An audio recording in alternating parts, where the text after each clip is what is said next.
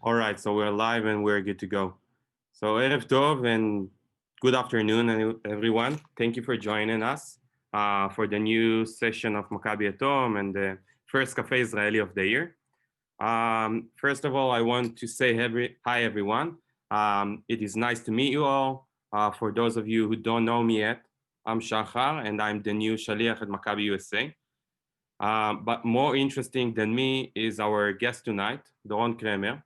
Doron is a dear friend of my family. He started playing basketball as a kid, then became a professional basketball player and a coach. Doron is the Israel sport columnist, and he is the athletic director of the American International School in Israel. I think that Doron is more interesting than me, and I will let him talk in a second. But before that, just a quick note. If you guys have any question regarding to Doron presentation or anything, feel free to write it down in the chat and we'll try to go over them. And Doron, I think the stage is all yours, so go ahead. Thank you, Shahar. Hello, everyone. Really happy to be here. Good afternoon for those who are in the US. Good evening to those who are in Israel. When Shahar asked me to do a presentation,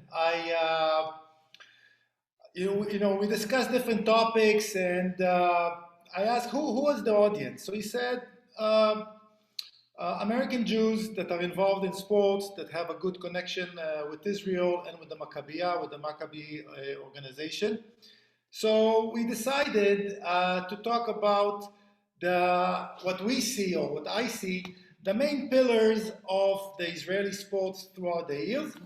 For some, you might recognize the stories, the history.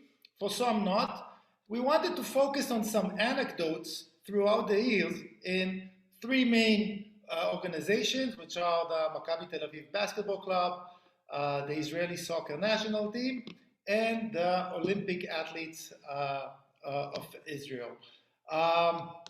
So I'm going to share my screen now, and as Shachar mentioned, if you have any questions, feel free to put them on the chat. If it's a question that is relevant to the topic that we are talking about at that moment, Shachar can give me a timeout, pause, ask the question, we will discuss. If it's something that is related, that's a technical, Shachar, that's a timeout, at least in Europe. Anyways, if it's a question that is not related to those specific topics, and it can wait until the end, we'll have a Q&A at the end of this session. So we decided to call it now. 2 days ago, we did a pilot, Shachar and I, and as you can see, the name of the presentation is "We Are on the Map," and he said, "Yeah, Tal Brody is going to be here." I said, "What? I'm going to talk about He is Tal here. of Tal Brody." I know. So welcome, Mr. Brody. I'm really happy that you are here. And if I'm talking nonsense or I'm giving misinformation about your career, apologize in advance. So it's called "We Are on the Map." It's a famous sentence said by Tal Brody. We will get to the specific sentence and the circumstances it was said later on. Shahar, you're going to admit people, right? I'm getting those messages. Yeah, okay. I'm not going to I'm worry on it. about logistics. But before we begin, as Shachar mentioned, a little bit about myself. Born and raised in Israel, played basketball mainly in the Division II Israeli League for 20 years, mainly under Shachar's father-in-law, Robbie Balinko, who is also in the stands. I would say, hello, Robbie, welcome, thank you for coming. I also got a degree in education, started teaching, coaching, and as Shachar mentioned, I'm also a writer. Right now I'm not writing for any outlet, but I used to write for Haaretz, Israel Hayom, Globes, a little bit on the sports channel as well.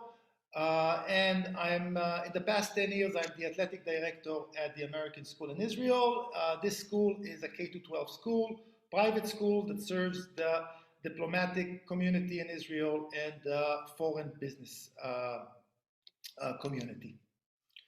So, moving on to the first topic, which is Maccabi Tel Aviv, the state's team in Hebrew. By the way, I'm not sure how many of you understand Hebrew. This whole presentation will be in English.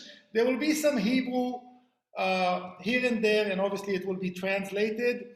Maccabi was known as the state's team, Israel's team, הקבוצה של המדינה. But until 1966, it was just another basketball club. With an outdoor court in Tel Aviv, no one had an indoor gym until the late 60s.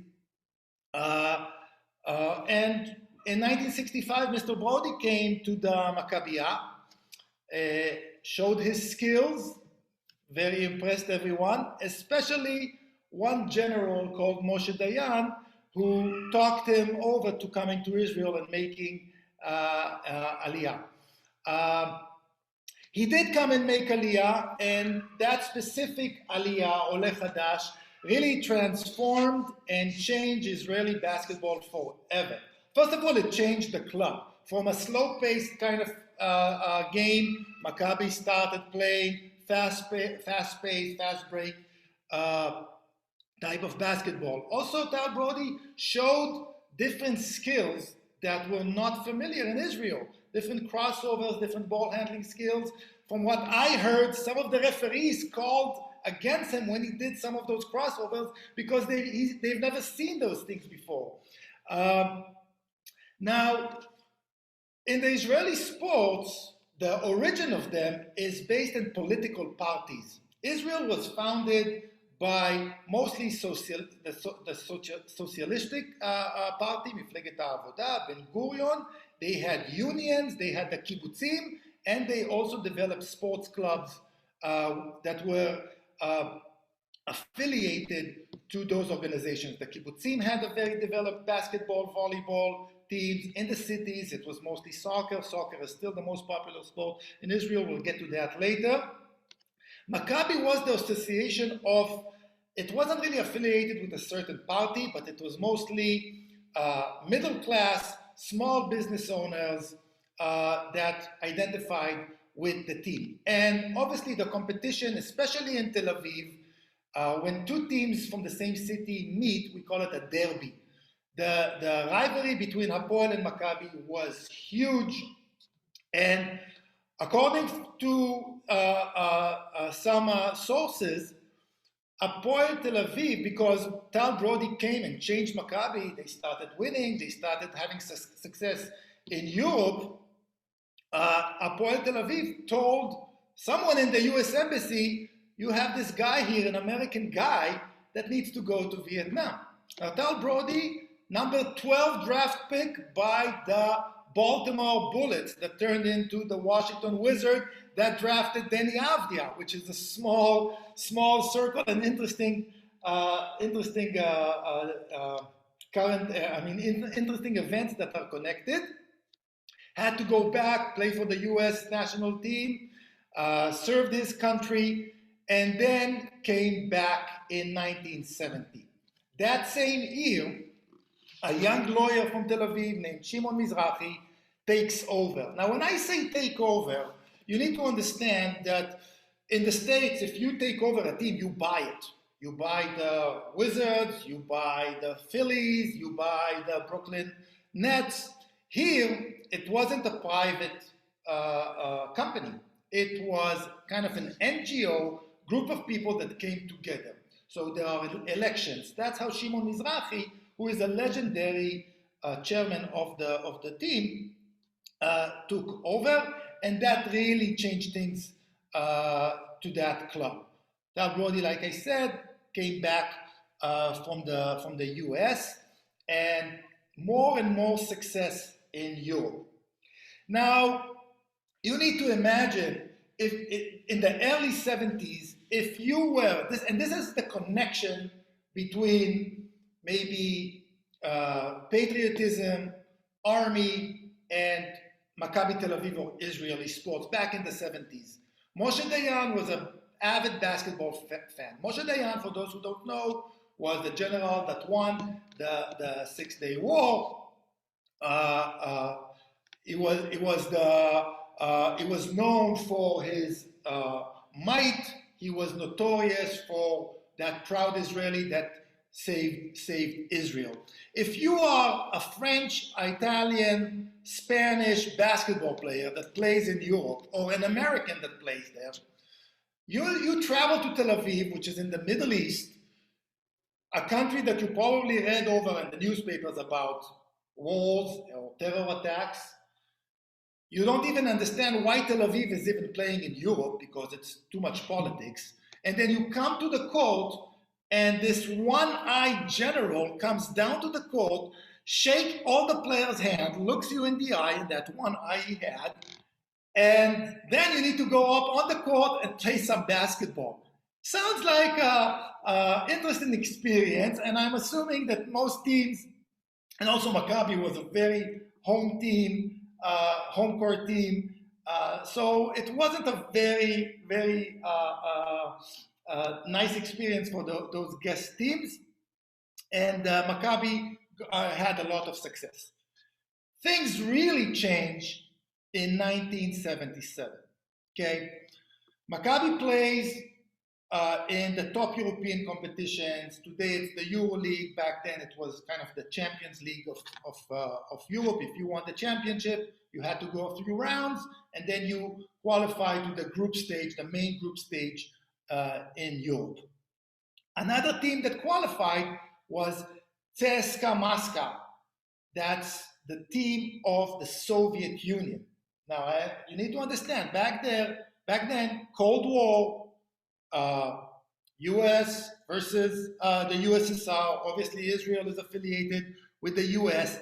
The Russians do not have any ties with Israel. They cut the relations with Israel. They are putting Jews in jails. They are not letting them immigrate to Israel. They are the Russian bear. They are very strong in sports. They also see sports as a diplomatic tool to promote their ideas. And obviously, they wouldn't come to Israel to play. Israel cannot Maccabi, see, it's connected. Maccabi cannot travel to Moscow to play. So they had an agreement that they will play in Belgium. So on February 17, 1977, in a small Belgian town called Virton, in a high school gym, which is packed with Maccabi fans, Jews from all over Europe, Israelis that traveled, Maccabi plays CSKA Moscow. And they win. And then Mr. Brody had this sentence that went into the history books. ניסחת את הרוסים במדי נבחרת ארצות הברית. הגיע לך הרגע הזה. אני אגיד לך, כל שנה הגענו יותר קרוב, והשנה אנחנו עשינו, עבדנו בשביל. תודה לכל האוהדים שלנו, הם היו פנטסטיים. קהל כזה, או אוהדים כאלה, שם אנחנו יכולים לעשות את הכל. כדורסל בארץ יש, אנחנו במפה, ואנחנו נשארים במפה, לא רק בספורט, לא הכל. So what Mr. Brody is saying is there is basketball in Israel. Thank you for those fans. We are on the map, and we are staying on the map, not only in basketball, but in everything. And that really symbolizes the ongoing chase for recognition that Israel needed on the international stage to show that we belong. We are talking about 1977, that's 29 years after Israel got their independence. That's 32 years after the end of the Holocaust. This is 4 years after the Yom Kippur War, where our entire being was in danger. And that ongoing sense of we need to survive. And not only survive, we need to show that we have a say, that we can build a community that can be successful in sport, and we can have our place under the sun. That's why that sentence went into mythology, Israeli mythology. There's even a TV show about it's a comic TV show about Israeli sports that is called Anachu B'Mapa. Sorry, Mr. Brody, that wasn't the perfect Hebrew, but you're forgiven. But it really symbolizes that sense of Israelis for recognition and for a place for their own. Another interesting thing that happened that day, Miki Berkovich, who was 23 years old, who was the upcoming star of Maccabi Tel Aviv, and really became one of, or probably maybe one of the biggest players in Israeli basketball history. A lot of big winning game shots, national team career, Maccabi Tel Aviv career. He celebrated his birthday that day. And here's an interesting story about Miki. It's not related to that specific birthday, but a year later. So in 1978, those of you who are from Washington, you should be, maybe you remember or you know, the Washington Bullets won the NBA championship. Back then they called it the World Championship. America, World, okay, never mind, NBA championship.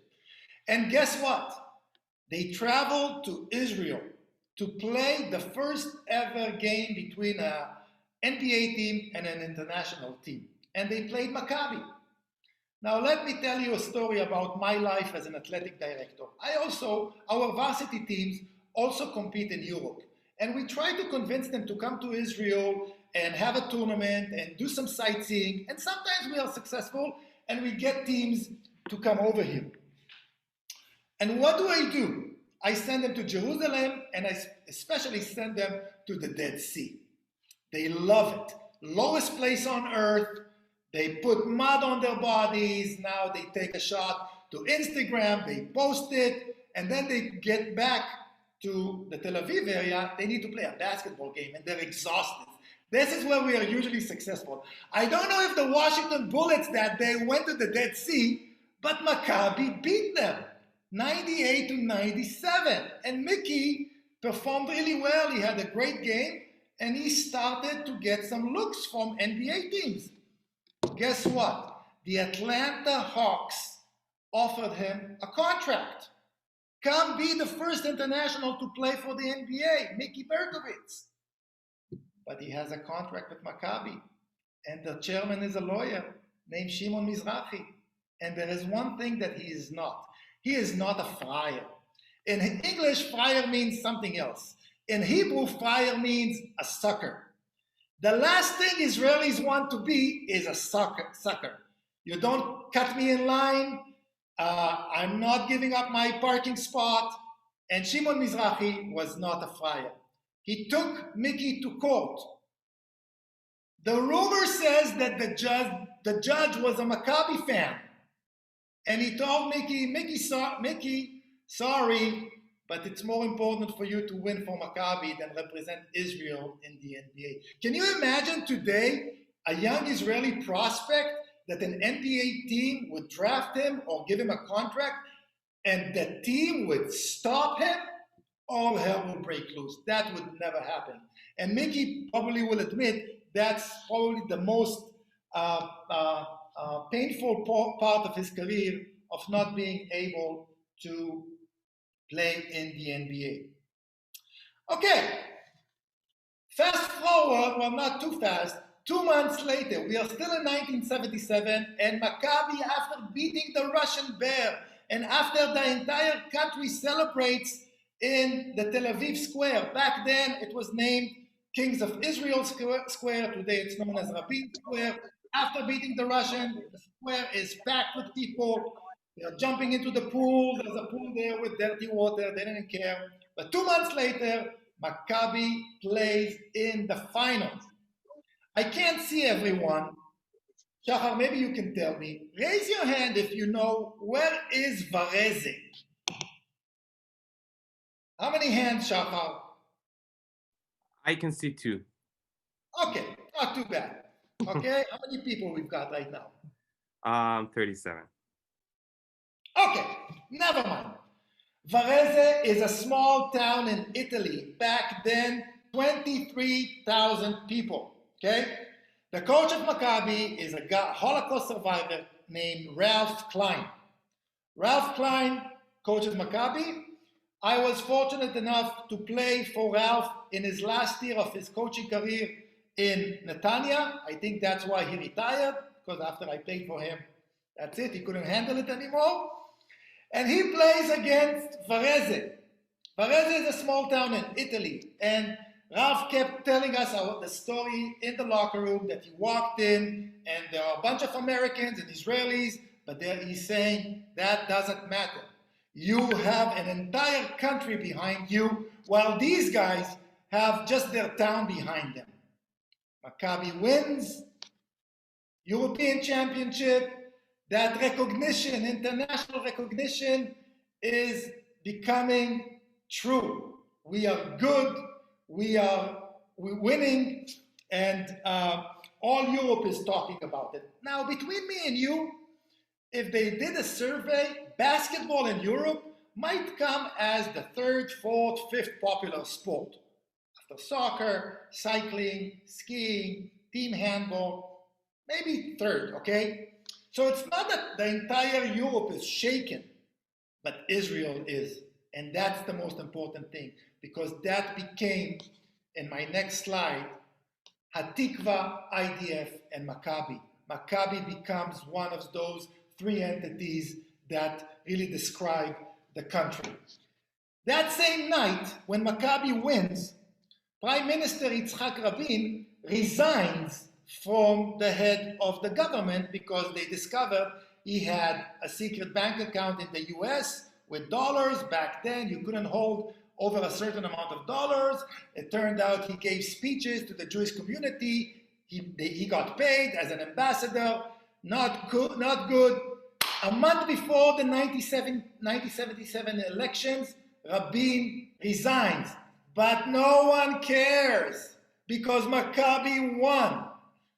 And in brackets, 1 month later, when Menachem Begin won, that was probably the most crucial election in Israeli history because that shifted things.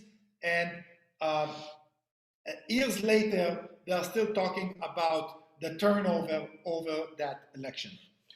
I'm going to take a sip of water. Shachar, if there are any questions, I can answer. If not, I'll just move on to the 80s. So far, there is no questions, but maybe Mr. Brody, do you want to say something or even say hi? Screen on. Yeah, you're live. The screen's in front of me. Okay. First of all, thank you, Doron. It's a nice history. You weren't born, I don't think, in 1965. So I'll just say that, going into the American Army, as the State Department had computers, so they picked up, and not everybody went to Vietnam. So they picked 30 of us that were all American in college, and they sent us out to the Presidio of San Francisco for the all-Army tryouts. And 30 soldiers from 4.5 million all around the world where the U.S. Army is. I was lucky and fortunate to be on the 12 and then the whole Army team. And we did 2 years of playing basketball, so I didn't wind up in Vietnam at that time. But I enjoyed your presentation, very interesting and very true. And it was a beautiful time for Israeli sport. And I'm very happy to be a part of it. It's a journey that started with Maccabi USA, taking me from the Baltimore Bullets, the rookie camp at that time. As you said, it's the Washington Wizards. And the rest is history, because after going to the Maccabi games and enjoying everything that was around it, not only the basketball, winning the gold medal, but everything. And all of a sudden, from an American Jewish kid, to see that Jews are living in Italy and Spain and South America and hearing different languages, but everybody coming together as one people was amazing. And the social life was amazing. And the beaches were amazing in Israel. And one thing about Maccabi USA, I'm happy because I always wanted to to see the interviews that they're doing, but they're usually at after 12 o'clock at night, if not 2 or 3 in the morning, because they start at 8 o'clock. And it's a 7-hour difference, so it's late at night. So I'm happy I caught one that's normal time for us in Israel at 8 o'clock. So thank you, Maccabi USA, for having the interview in this new system of the coffee. And we're in the lockdown, so everybody's home anyway, you know, so it turned out great, you know, so thank you. And thank you, Doron. Thank you, Maccabi USA. Thank you for joining us. I think Apoel was disappointed when they didn't send you to Vietnam. That was their goal, but never mind that. Okay, in the 1980s, Thursday night was a sacred night. That's the night that Maccabi plays in Europe. The streets are empty. It's a lockdown, but people agree to it.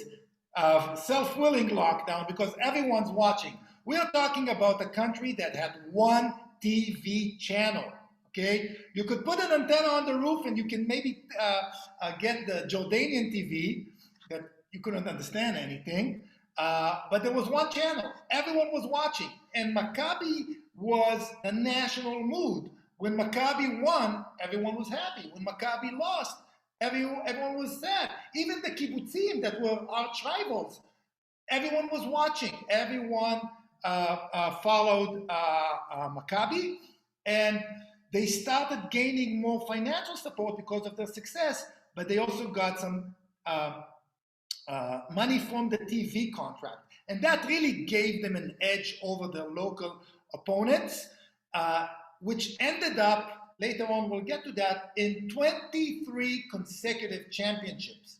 So if you were born in 1970, you went to elementary school, middle school, high school, army service.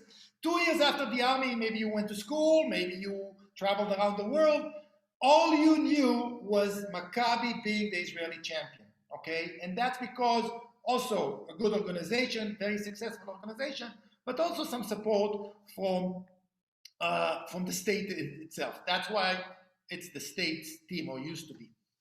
Jumping to 1991, I think 2 days from today, January 15th, we will mention 30 years to the first Gulf War. 43 rockets were sent from Iraq to Israel, mostly in the Tel Aviv area. Most of them carried hundreds of kilograms of explosives. No Iron Dome, nothing to protect us, maybe Patriot missiles that did more damage. But Saddam Hussein said, if the Americans will attack me, I'm going to attack Israel. The entire country stopped. We are at war. Besides one thing, Maccabi Tel Aviv plays in Europe. The show must go on. So obviously teams could not come to Israel. So Maccabi switched their home court advantage with the teams they were supposed to play. And they said, listen, we'll play now at your home court. When the war will be over, you'll come to Tel Aviv. And what happened is, towards the end of the season, after the war was over, Maccabi had a streak of 5, 6, 7 home games, which obviously they won most of them, and it gave them a spot in the Final Four. In the European system, it changed a little bit, and now they've played the Final Four. But guess what? The Final Four was played on the Israeli Memorial Day.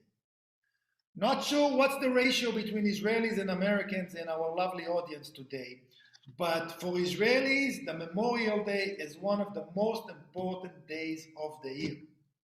It's not a religious day, it's a secular day, but the entire country comes together to commemorate fallen soldiers. It's a very solemn day, sad music on the radio, TV shows that are telling the stories of the fallen soldiers. You do not play sports on that day. But Maccabi is part of this European organization. They didn't set the dates. They need to play just before Memorial Day is about to begin. They tried switching the time of the game. No success. Even Shimon Mizrahi didn't succeed. The game began before Memorial Game began. but the TV stopped the broadcast at halftime. No one knew what was the result until there was no internet, no cell phone, until a day later. But Maccabi received a lot of criticism, a lot of backlash from for their actions. They said, listen, the time difference between Israel and Europe gave us flexibility, which was bupkis. And it damaged their image, and a fan base started moving away from Maccabi. They still have the very big fan base, but that was really a scratch in their image. In 1993, they lost their first championship. Not get to that. It's called Galilee Cherries because the coach of the Galilee said, if I'm going to, since I beat Maccabi in the semifinals and the playoffs, I have a lot of whipped cream. If I take the championship, I'm going to get cherries as well. That coach, Pini Gershon, later came to Maccabi in, no, not yet, in 1999. And he is considered probably the most successful coach in Maccabi's history, with 3 European titles. Another connection between Maccabi and current events was in 2004. There's Intifada going on. Coffee shops are being blown up. Buses. And Maccabi, again, this is the power of Shimon Mizrahi in Europe. Maccabi got to host the Final Four. Okay, they made a miracle in the game before the Final Four. They actually made it. That's a whole different story. That's a whole different lecture. But they get to host the Final Four, but no one wants to come. Everyone is too afraid. Okay, but still, they hosted it. No guest team had following fans. Usually, you have fans coming to the host city. No one came. The gym is packed with 11,000 Israelis. Maccabi beats Bologna at the final by 44 points, the highest margin in a European final. But we are in the 2000s. There are more TV channels. Israel is becoming more capitalistic, more options. People travel overseas. We watch more NBA. And people are starting to move away from Maccabi. They are still winning. They're still okay.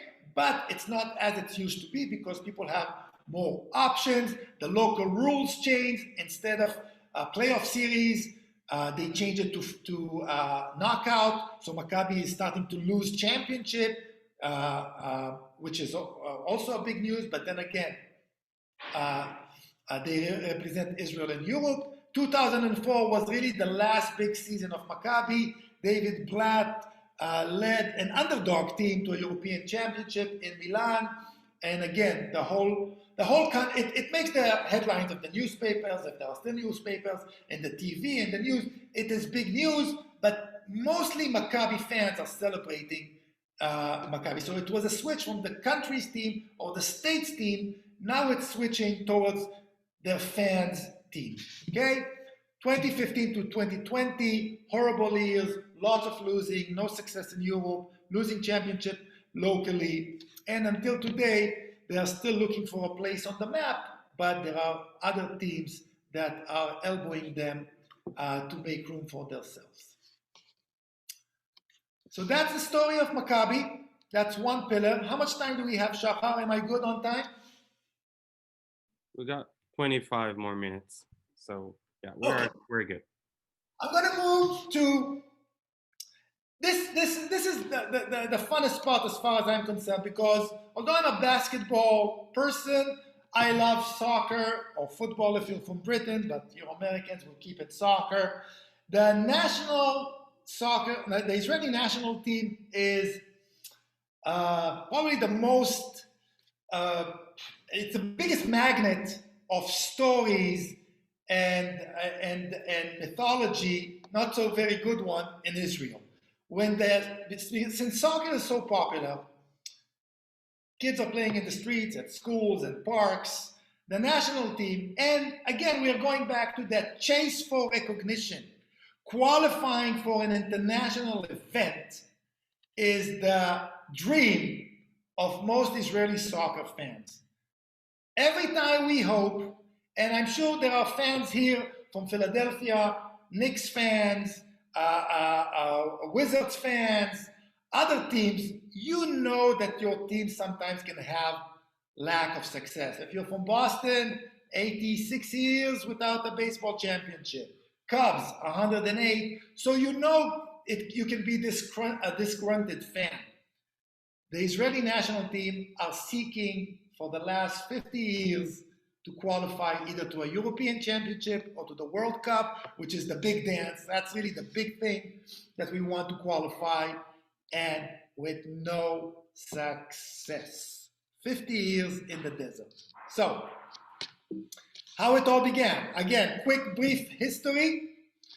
1934, before Israel was established, it was called Eretz Israel, national team. We played against Egypt. We lost 7-1. Okay. After Israel was established, we were part of the Asian Federation. Since Israeli players, everyone came from a different country. Olim Chadashim. Everyone at some point was an Ole Chadash. A lot of Israeli soccer players, their origin was from Austria, from Hungary. Back at the day, those were two European powerhouses, okay? And they really helped build the Israeli soccer.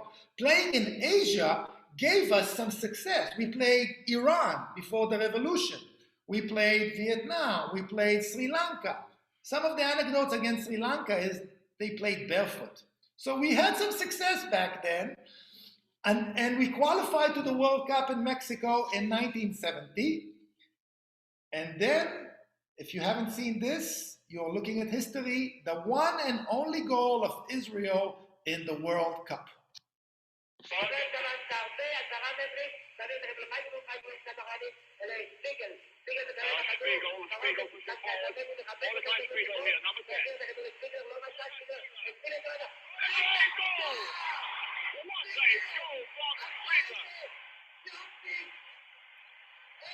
Modele Spiegler. I don't know about you, it still gives me goosebumps. I was born in 1973, but when I watch this, goosebumps. We tied against Sweden. We lost to Uruguay 2-0. Robbie, you must be happy. And we tied with Italy 0-0. Italy made it to the final and lost to Brazil with Pelé. So it was a solid performance. But ever since, nothing. Nothing. Okay? 1968 and 76, we qualified to the Olympics, which was still a big deal. And again, with that same team, 68, we'll get to that later on with the Olympics. It was a sports tragedy what happened to us with that soccer team. 1980s, the Asian teams, the Middle Eastern teams saying, okay, Israel, you're out of the Asian federations. We don't like you. Go find a different spot. So they looked all over the map and they put us in Oceania. Oceania is New Zealand, Australia, Solomon Islands, etc., etc. So we played there in order to qualify. Okay? And it was really a big rivalry throughout the 80s with us in Australia. Just 2 days ago, I think, everything has to do around this presentation. 2 days ago, the former Australian soccer coach, an arrogant guy, he gave us really a hard time. Frank Erok passed away. The entire news was with stories about Frank Erok and the rivalry between Israel and Australia. We got really close to a playoff game against Colombia, still couldn't make it to the 1990 World Cup. And in 1992, Oceania said, okay, Israel, back again, you're out of here, you don't belong here, you're moving to Europe. And that was really a disaster. Because Europe is really good in soccer. There are really good teams there. And in order to qualify from Europe, you need to be really good. Not us. So we were happy to play against those European teams, but it was kind of a disaster as far as having any chance to qualify to a big event. 1 year after we joined Europe, we played the qualifying games for the World Cup in '94, which was played in the US. We lost all chances to qualify. We're finished, we're kaput, we're done. Last game, we play against France in Paris. All France needs to do to qualify is have a tie with Israel. If they tie, they qualify, they're happy. Israel didn't lose, they're happy. And check out what happened. It is the 94th minute and it's 2-2. השופט הציץ בשעון, אבל עדיין לא הכניס את המשרוקית לפה. Israel is in white. פרפרת דפרנץ, רובן עטר. איזה יופי, ורוני חופשי. ורונן חרזי מסבל לו, ותראו את הפריצה הזו של רוזנטל. עדיין רוזנטל מוציא את הכדור. הוא בלטה, יש!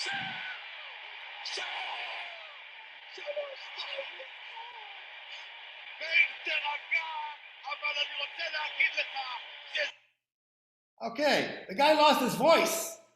Israel beat France in Paris, killed their chances to qualify for the World Cup, and made us believe that we can do it. If we beat France on the road, that means we can do it.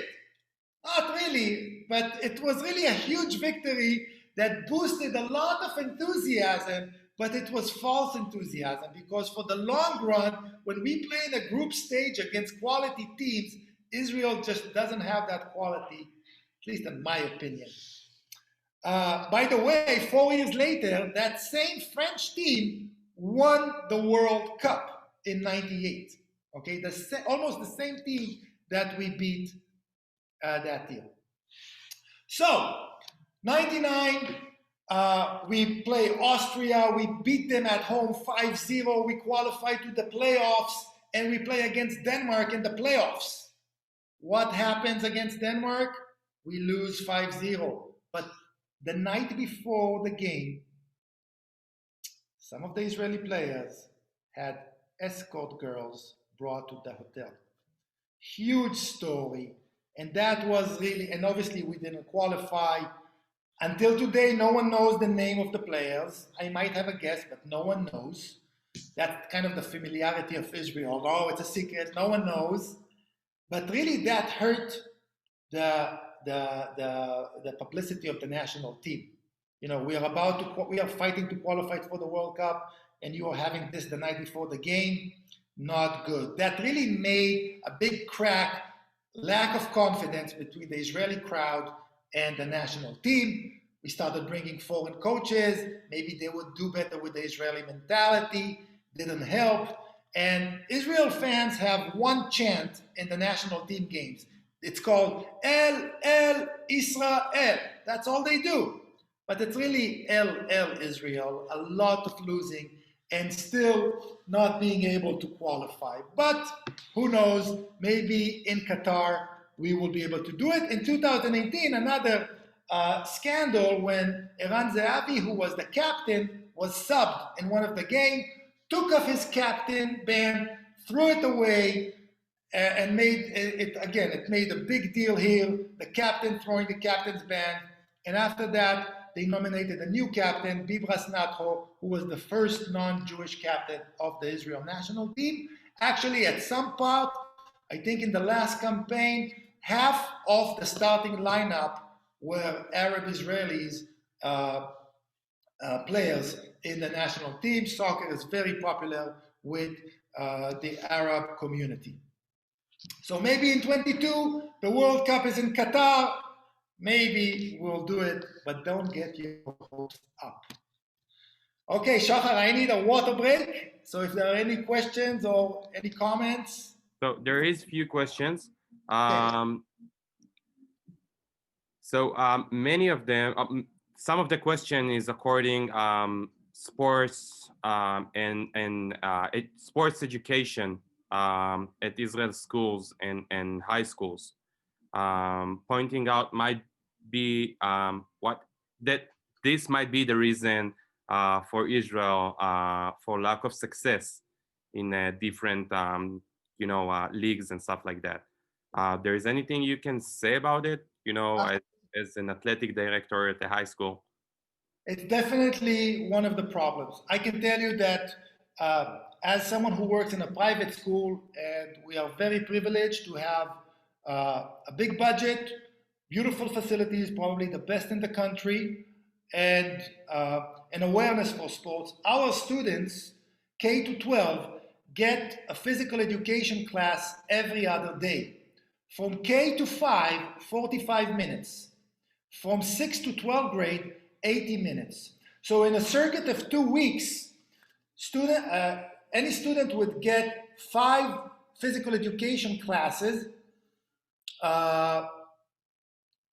every other day.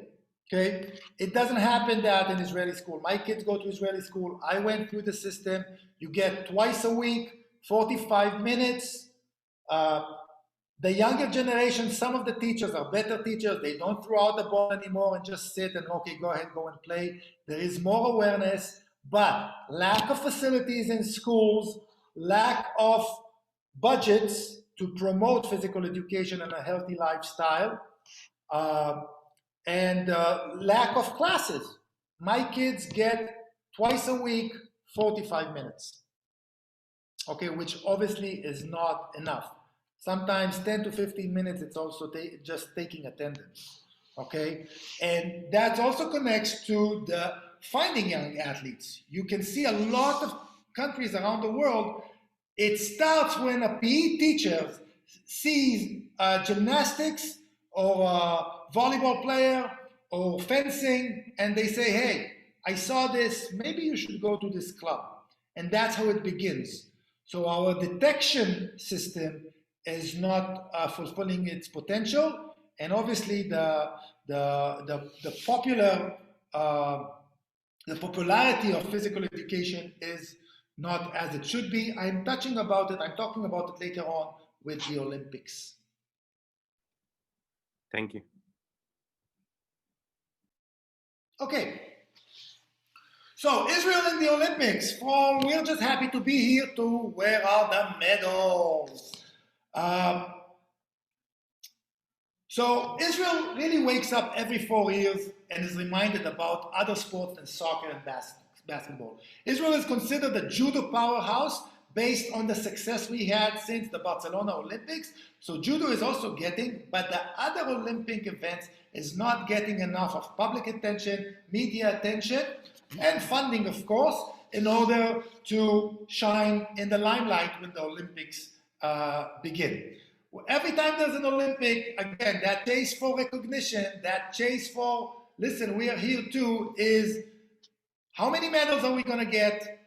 How many clapping or booing we are going to get when our delegation walks in the stadium? And did we bring our running shoes or goggles? We had athletes forgetting their running shoes, about to compete in the Olympics. You worked all your life for that. They don't bring his shoes, or the goggles ripped, or a marathon runner who finished the marathon but then did another extra lap that was not needed. So it's kind of a tragic, comic series of events, but Israel has gone better with the Olympics. In the early years, again, young country, battling, wars, we're just happy to be here, okay? I'm jumping to 1968. Our soccer team made it to the quarterfinals against Bulgaria. If we beat Bulgaria, we are playing in the Olympic semifinals. Back then, countries used to send their national team to play in the Olympics. Today, it's the under 23 plus 2 or 3 players. So Israel make it to the quarterfinals. We play against Bulgaria. It's 1-1 at the end of extra time. They didn't have a penalty shootout back then. What did they do? A coin toss. Well, believe it or not, we lost the coin toss. Bulgaria moves to the semifinals. We're going home. And that made an Israeli inventor think about a solution. So he offered FIFA the penalty shootout. It was accepted. And because of the Israel loss in the Olympics, the penalty shootout was invented. I'm not sure that Avram Grant from Chelsea is so happy about that, and others that missed, but it is what it is. And now probably to the biggest tragedy in the Israeli sports and the Olympic sports, Munich, a Palestinian terrorist walk or barge into the Olympic Village, kill a few Israeli athletes, take hostages, and in the failed attempt of the German special forces, 11 Israeli athletes, referees, coaches are murdered. The games are stopped for 1 day only. The Israeli delegation goes back home. And that was really, I mean, I wasn't born, but as someone who grew up in Israel in the 70s, 80s, 90s, this is something that really left a mark about two things. First of all, and again, these are not really anecdotes, it's a small story that tells the big story. Golda Meir, who was the prime minister, made sure we chased down every terrorist until we got our revenge. Okay, I'm sure you've seen the movie Munich. In their beds, in their homes, we made sure, again, we are not friars. You cannot kill our athletes, and we will go about it silent. So, in that aspect. Another aspect, which is a more logistical one, since Munich, every Israeli team that travels overseas, a national team, okay, are getting security. You have special or Shabak Shin Bet, Secret Service that are following you. They will check the bus before you get on to make sure there's not a bomb on the bus or underneath. You cannot walk with Israeli symbols unless you're in the competition. Sad to say, I'm traveling also with our high school teams to Europe. Europe has become very, very difficult to travel with any Israeli sign, Jewish sign. It's really sad. And we obviously, as a private school, we don't get that type of security escort, but Israeli teams do. By the way, the judo team right now is in Qatar. They're not leaving their hotel, also because of COVID, but also because of security reasons in that sense. 1976, we have our first female track and field final, a survival from Munich. She lost her coach, Esther Shachamorov, make it to the sprinting finals, and those records were erased or improved just lately, and that shows you that the Israeli track and field not very something to write home about. 1988, an interesting story about our sailors. Sailing became a sport that Israel can find success in. We have beautiful beaches, as Tal Brody mentioned, and we have a lot of athletes that can do well in sailing. In 1988, we had two pairs of men sailors, or sailors is the right word, Golshim, Shachar, correct me if I'm wrong, in the Flying Dutchman type of ship. And the Olympics was in Korea in September, and one of the dates of the competition was on Yom Kippur. Now in sailing, you have 7 races. You can drop one race that is your worst record, and then they count those 6 races that you've done, okay? So the Israeli sailor said, okay, Yom Kippur, we can't compete. We are representing Israel, the holiest day of the year, Day of Atonement, not good. So they decide not to race. One of the pairs, 2 brothers, Dan and Ran Totan, decide to race anyway because they were not in Seoul, they were in Busan, which was way out where the press was not in the area. They competed, but obviously Israel found out, the Israeli Olympic Committee found out, they kicked them out, sent them back home. The 2 Israelis that did not compete got minus 30 negative points, or 29.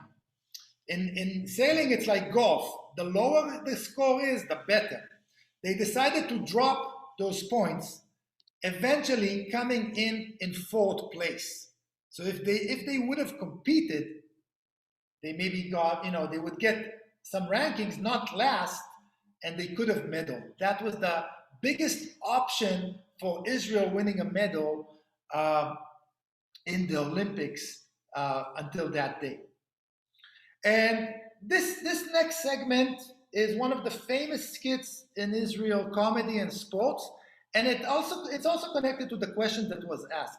We are really good, or we used to be good, or still good with wheeling and dealing, not with results. I'm not going to, say bad things about Israeli sports today, because we are getting better and we have a young generation and more money is going in. But this skit really represents, or represented, still representing, I don't know, everyone can make their own opinion about wheeling and dealing in Israel. This is two guys going to the World Championship in track and field in Germany. It's a 4-minute skit. Enjoy.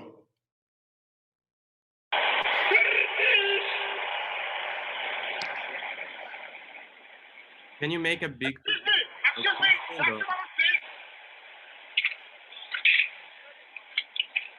מספיק, כמו חדש, מה אתה מסתכל? Hello and good evening. We are from the Israeli delegation, and we wanted to ask for a favor. Look, I'll be honest with you. It's about the Bahorchik in under 6, the little one. He is, how do you say, not very fast, slow even, very, but very talented, very. And we want to ask you for a little favor, nothing big, just to give him 5-6 meter fall. Wolfgang, come on, what do you say? Only 6 meters. Anywhere you will get lost. We just want to smaller the Ashpala. You know, it's not nice. His mother is in the, it's stadion. In the stadion. Look over there, his mother. Very brave woman. After all she's been through, she came back to here to see her son running. It breaks the heart. Wolfgang, look at them. They are all steroids. Only him with the fist like a maklot shel article. What's he asking from you? Just a little help to smaller the historic oven. No, what do you say? 8 meters? Wolfgang. אתם הגויים, לב של אבן יש לכם. All you want to להשפיל אותנו. תרגע, פלדרמאוס. שאני רגע, שהכלב יירגע. How do you not ashamed? You not see Schindler? All the television of the world watching us, you don't care. Haven't the Jewish people suffered enough? Haven't the Jewish people suffered enough? תרגע, פלדרמאוס, חבל על הנרבים, תרגע. מה כבר ביקשנו? מדי ביקשנו, לנצח? 9 מטר, זה הכל, מה אתה נוצר להשפיל? Come on, finish the work. I'm a Jew too. Finish the work. Finish the work. Come on, Vandermaus. Die. חתיכת טכנוקרט, אייכמן.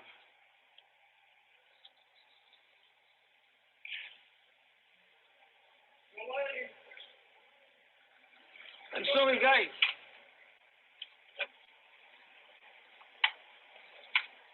The Jewish people, thank you very much. You are a great man. Thank you very much. עוד, קח את זה עוד. Stop! Not too much! He's a good voice. Yeah. You are a great man. Thank you very much. Thank you very much. פתח כשר שיהיה לך. Thank you. After this, we take your details and we build a big tree on your name in the Hasidic Boulevard Universe in Jerusalem. Yeah. Dankeschön. Dankeschön. Just a small thing, if it's not too much. Before you boom, yeah. Just give him a little with the eye, so we can be prepared. With the eye? He's a good boy. Hint? Yeah. Good. He's a good boy. Good. Thank you. Shalom. Shalom. Thank you. Shalom.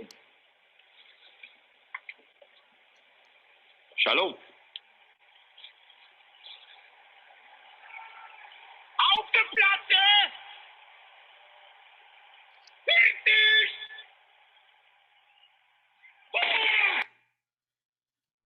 Okay. So this, where am I? Right here. So this really encapsulates the Israeli wheeling and dealing, trying to cut corners instead of investing and having good athletes. The turning point happened in Barcelona in '92 We won the first medal in judo, first overall medal in judo, Yael Arad. Then the following day, Oren Smadja, another bronze medal. And the whole country went berserks. First medals ever. Most people didn't even know what is judo. But when they got back from the Olympics, every town started a judo club. This is where the current champions, Israel champions, we have world champion, Sagi Muki, we have Yarden Jerbi, we have others that are medaling, that are succeeding, and that generation grew up in the blossom of judo clubs after the Barcelona Olympics. In 2004, again, sailing, big thing. Our first gold medal won by Gal Friedman in sailing in Athens. And to hear Atikva, the national anthem, in the Olympics was all we could hope for. And it was really an amazing moment. And again, it's a medal in sailing, okay? As Americans, you might say, okay, you know, we win in basketball, we win in gymnastics, we win in track and field, we win in volleyball, all those big events, it's packed with people. And it's really a dissonance because, and you can understand that. When we win in sailing, there are no fans. It's just, you know, the competitors, their families, some journalists. So it's kind of an historic moment for us, but there isn't that ecstatic feeling moment like you win in the Olympic Stadium or in gymnastics or in swimming. It's really different, but it's still gold. I mean, you can't argue that. So here are some details. I'm going to finish. I have a few more minutes, right, Shachar? We're close to the end. So just a few details about the Israeli investment in sport. 0.1% of the government budget, okay, goes to sport. 1% of people are in competitive sports. That's a really low number. In Europe, you have some countries that you have 25-30% of people that are registered in competitive sports. That can be different events, team events, individual events, but they are registered in a club to compete competitively. And then the investment per year, also a lot of business people come in, we can always use more. And there are about 5 to 10 athletes that can focus on preparations to the Olympics without worrying about income. And last but not least, I'm not sure how many baseball fans we have there, but Israel qualified to the Tokyo Olympics that will hopefully take place this July. Japan, as the host, get a ticket automatically, and then the next team to qualify was Israel. Obviously, baseball is not big in Israel at all. The team is made of American Jews. Some of them I know are affiliated with Maccabi, which is great. I really hope it will help baseball grow in Israel, although I doubt it. Again, we're talking about a cultural thing. In the States, kids grow up playing baseball, throwing in the backyard with their dads, you know, playing Little League. We don't have that. We don't have facilities for baseball, first of all. There is one field in a place called Baptist Village, which is just outside Petah Tikva, but the facility is a practice facility for a minor team. So it is growing. Personally, I have tickets to see Israel in the Olympics, so I really hope the Olympics will take place. But and that might be the first team. There are only 6 teams going to play.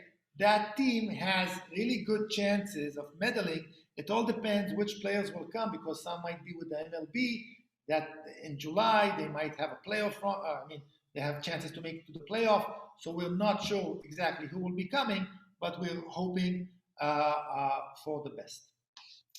So that was my presentation. Thank you for listening. And El Israel. Thank you very much, Doron.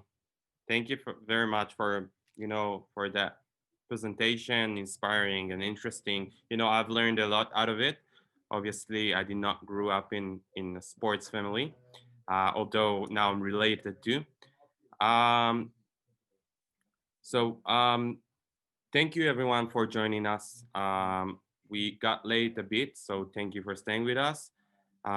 Definitely, if you guys interested, there is another Maccabi Atom event. Our next Maccabi Atom event is going to be on January 26th with the Israel Museum of Jewish Heritage. And Don, if that's okay with you, we still got one or two questions. Absolutely, absolutely. Yeah, we can go over. So can you please comment about the sale of Beitar Yerushalayim to some stakes to the UAE? Absolutely. I think if it is a legit deal, it is a huge thing. Okay, Beitar was notorious for not allowing Arab players play for them. Now they have a new owner, and he says enough of that nonsense. And he brought an investor from the UAE. The Israeli Football Association are checking on this guy to check how legit he is. If he is really that rich, if he might be representing other interests of maybe laundering money. So if it is legit, it is a huge thing, and the Beitar fan base will accept it eventually because a lot of money will come in and it will make the team successful. Right now, we are not sure if this guy is really who he is. You know, they're asking him to bring a certificate from the police to identify as who he is and what he's done. Didn't deliver that yet. So there are a lot of questions mark right now. Ideally, if it goes, that's great news because now Israel and the UAE will have great relationship. Morocco, 4 peace deals, peace accords, great. And I'm sure the national teams will have a game sometime soon. But we just need to make sure, the association needs to make sure that this guy is a true businessman and not some kind of a cover for something else. Thank you very much. One last question. Linda, thank you for joining us tonight. Is asking if you have any suggestions how to encourage our government to encourage sports at schools, to promote sports at schools. Politicians understand one language, and that is if they can get voters. Okay, if there will be enough people putting pressure and pushing this agenda, it will happen. Okay, we need someone in the Ministry of Education and then in the Ministry of Culture and Sports that understands the needs that might be coming from the field itself and then promoting its agenda. There's Israeli politics, as you might know, very complicated, very messy right now, and it's very hard to push agendas if you're not a bulldozer, okay? So it's all about how much budget you can get and then what do you do with that budget, okay? So we need, I mean, the big parties, right now it's not part of their agenda. Physical education in schools, bottom of the list. Bottom of the list. I'm honest about it. So I'm not seeing a lot of place for improvement, but it has to come from the field itself, from voters pushing a certain politician to get to the right place where decisions are made. I'm seeing a few comments about Paralympics athletes, which is great. I really apologize that not mentioning them, but they are also a legit part of the Israeli Olympic movement, bring a lot of pride, lots and lots of medals, and I'm sorry for not giving them some minutes to focus on. We had 3 big pillars we had to focus on. But true, very true, Moran Samuel and the Paralympics had a lot of success in previous Olympics. Once again, thank you, Doron. Thank you guys for joining us. We're gonna leave the conversation open. If you guys wanna, say something or share, thank you once again, and Erev Tov, and good afternoon. Thank Roy, you, guys. do you want to say something? Just thank you again, Shachar. Thank you, all you guys that stayed through this, and thank you for having me. It was a pleasure.